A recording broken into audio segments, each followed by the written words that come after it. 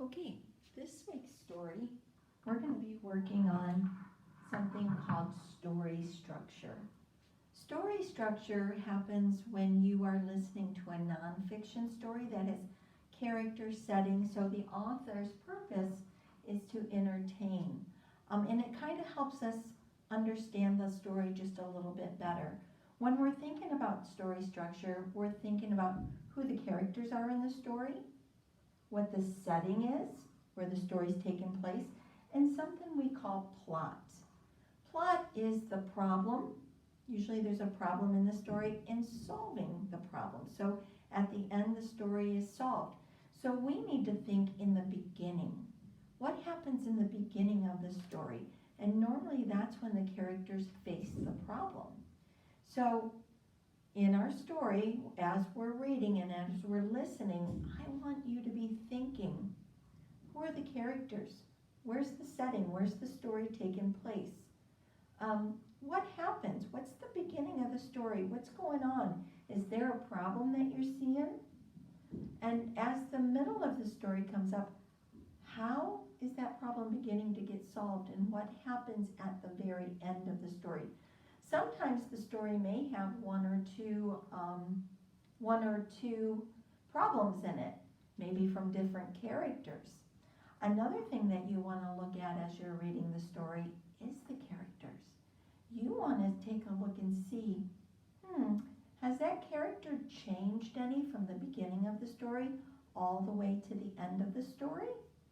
So I want you to think about those things very closely as we're listening to our story today. I'm going to go ahead. The name of our story is Teacher's Pet. It is a realistic fiction. It's a story that could really happen, but it's made up. It's a make-believe story. You need to be thinking and looking for characters who are acting like real people, a setting that could be a real place, and story events that could really happen to you. Even though it's a made-up story, it could happen. So let's see what happens in Teacher's Pets. I'm not sure how loud this is. Let's see. We'll try it there. If we need to turn it down, we will. Monday was sharing day in Miss Fry's class. "You may bring something special," said Miss Fry. "May we share a pet?" Winston asked. "Yes," said Miss Fry, "but just for the day." Okay, let's stop. On Monday, Let's stop right there. Who are the characters in the story so far? Do you see any characters? And the setting, where is the story taking place? Winston brought in his pet rooster. "I call him Red. He eats corn and he crows. The neighbors say he crows too much." "What a wonderful pet," said Miss Fry. "We're happy he can visit us today." So what happened on this page? We had a pet come to visit. And what was Mrs. Winston's, no, not Winston. What was the teacher's, Miss Fry, what was her reaction to that pet?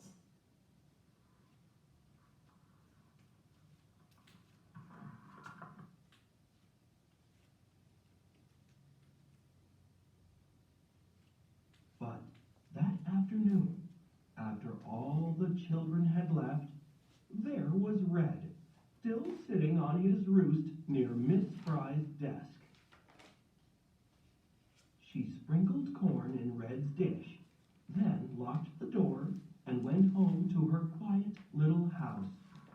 On Tuesday, Winston told Miss Fry, "The neighbors wonder if Red can stay at school for a while." "Of course," said Miss Fry. "How lucky for us."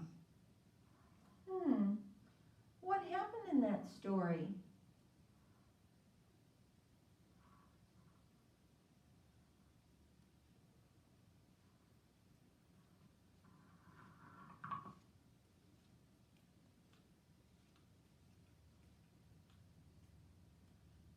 The next Monday was Patrick's turn.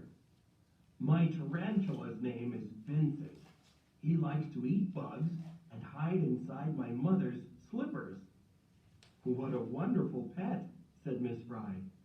Don't forget to take Vincent home with you at the end of the day. I want to stop right there. Sometimes readers use something called they visualize. That means you're making a movie in your mind of what's happening. Right here, we think about his tarantula and his mom. He likes to hide in his mother's slippers. Can you picture that in your mind? How do you think his mother feels? And what does Miss Fry say at the end of this page? Don't forget to take Vincent home with you at the end of the day. Let's see what happens. Can you kind of think what might happen? But that afternoon, after all the children had left, there was Vincent, still sitting in his jar on Miss Fry's desk. She gave Vincent a big, juicy bug, sprinkled corn on Red's dish, then locked the door and went home to her quiet little house. What happened to Vincent? Did he go home?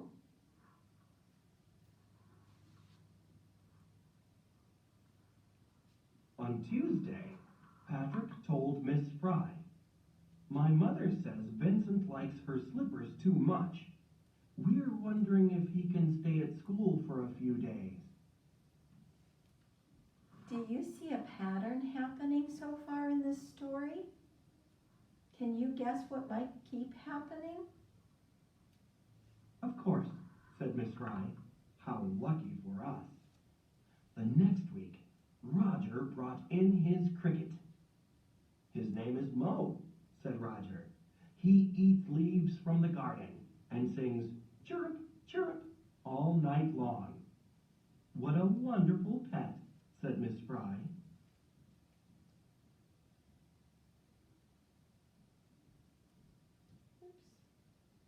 Analyze the text. Author's word choice. What does Miss Fry say every time a child asks if a pet can stay?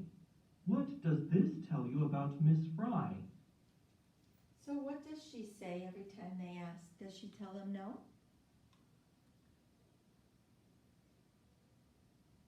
She says, how lucky for us. So what do you think about Miss Fry? What do you think she thinks about all of these pets? What a wonderful pet. Let's see what happens. That afternoon, after all the children had left, Miss Fry noticed Mo sitting in his box on the table. Miss Fry looked at Mo. He almost seemed to smile. "Welcome to our class, Mo." So she's kind of figuring out that the pets are coming in, but they're not going home.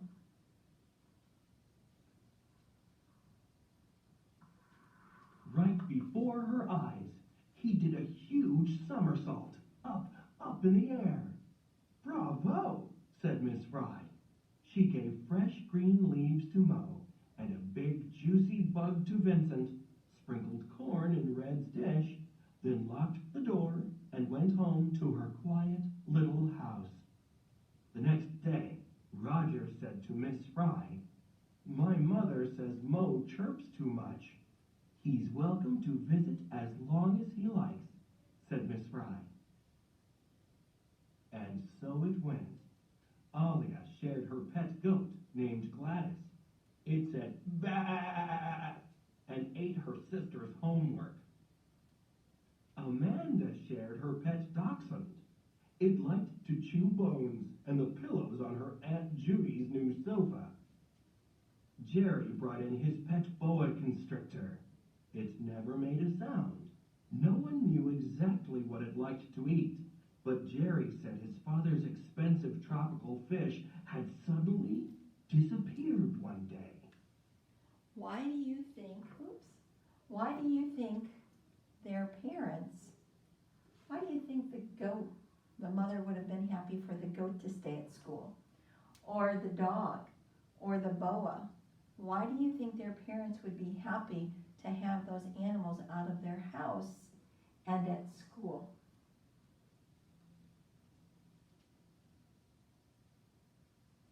There was Megan's cat, Mitchell's mice, Daniel's ducks, and Tom's iguana, Frankie's frog, Lily's monkey, Terrence's turtle.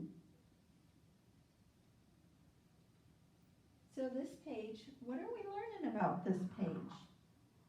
They're labeling all the animals that are coming in to the classroom.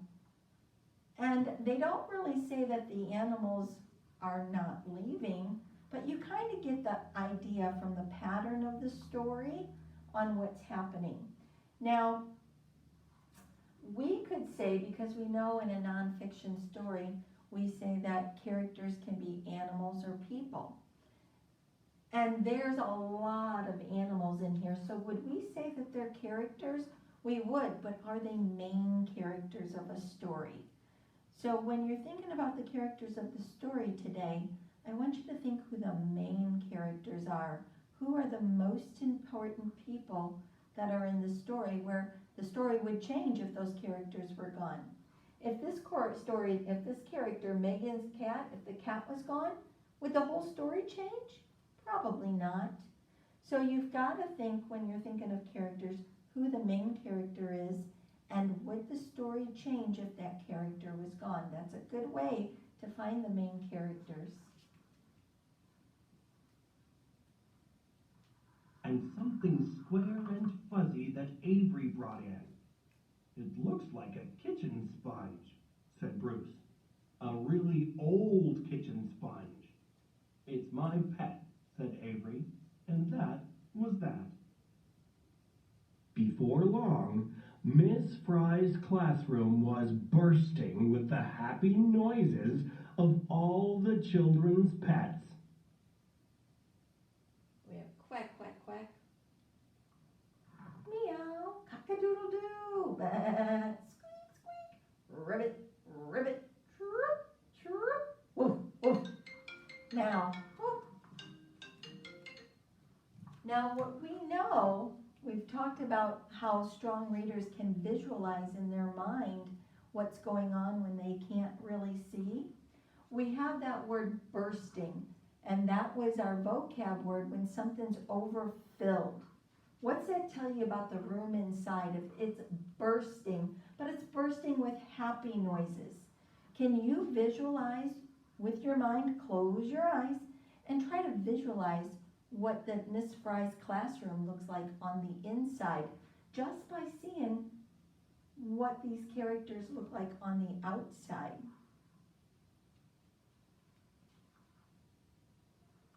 On Parents' Night, the mothers and fathers walked around the classroom with great big smiles on their faces.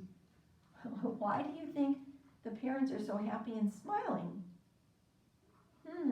I wonder. Isn't it great, they said, that Miss Fry loves pets so? Only Rogers Cricket sat quietly in his box. You must miss your garden, Miss Fry said. Chirp, said Mo softly. He crawled under one of his shiny green leaves. Chirp.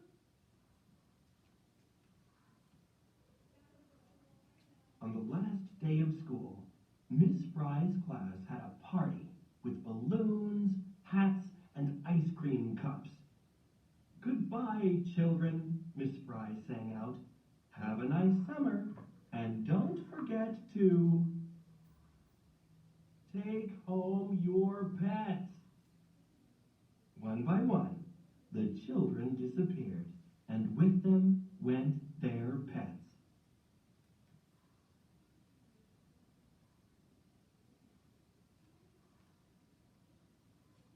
No more pets, said Miss Fry.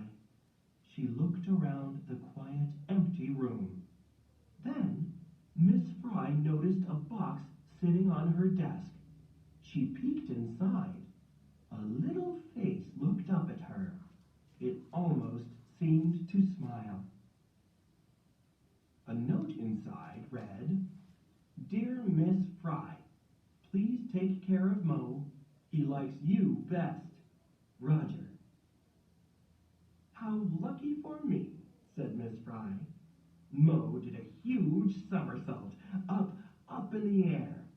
Miss Fry carried her new pet to her quiet little house and placed him in the garden, among the rainbow of roses.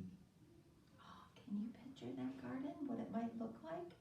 The author did a really good job of describing that garden. A rainbow of roses. We know that a rainbow has lots of different colors in it.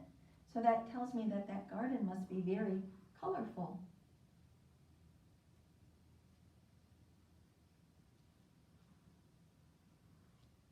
That night, Miss Fry opened her window. She climbed into bed. She turned off the lamp. By the light of the moon, from outside in the garden came a happy noise. Chirp, chirp. So how does the ending of the story solve the problem from the beginning of the story? We're going to talk about that, and we're going to put a map up, a story structure map, and we're going to track the characters, the setting, what we think the problem is, all the things that happened in the middle of the story, and how they solved the problem. So I hope you enjoyed this story. This is one of my favorites as well, and we will talk about it a little bit more when you come back to class.